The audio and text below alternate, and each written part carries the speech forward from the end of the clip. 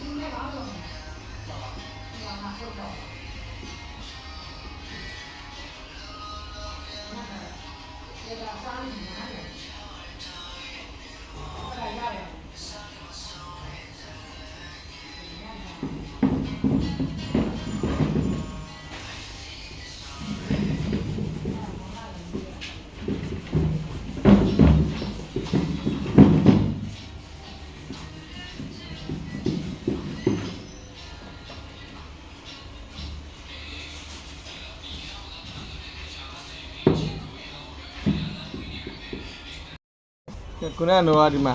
ဆေးနဲ့ထားတဲ့3စုခုဆိုရင်ဒါဒုတိယဆင့်နော်ပြီးပါပြီတတိယဆင့်လေးလုပ်ပုံလေးကိုပြမယ်နော်ဒီနှစ်စုကိုခဏဖယ်ထားမယ်တစုအရင်ပြမယ်မင်းသားလည်းကြည့်လို့ရတယ်ဒီမှာမင်းပါပါဒီမှာတတိယဆင့်စမယ်လေဒီမှာတတိယဆင့်စတင်လုပ်ပါပြီလို့ဒါဘာရင်လဲဆိုလို့ချင်းဒါရွှေမင်းကိုဓာတ်စီနဲ့ဖြော်ပြီးတော့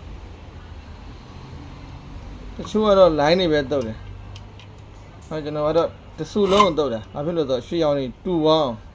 ကြီးရောင်လေးတွေပေါ့။အရောင်လေးတွေတူဝအောင်ဒါ။ဒါဆိုတော့ဗျာရဲ့ကိုတော့တကူတော်လုံးအကုန်လုံးလဲတုပ်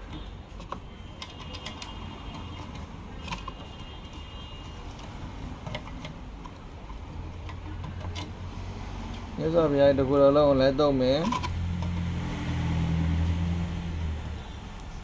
ကိုယ့်အိမ်မှာကိုယ့်အကူတော့ဖွင့်ခြင်းနေဆိုလဲနော်အိမ်မခန့်နိုင်တော့ဖွင့်လို့ရပါတယ်အိမ်မနာကတော့တော်တော်ပင်မနာနော်အုတ်သေးကြောက်တွေထမ်းတဲ့လူတွေပင်မန်းတယ်လို့ပဲတော်တော်ပင်မနာမထမ်းတာတခုပဲရှိတယ်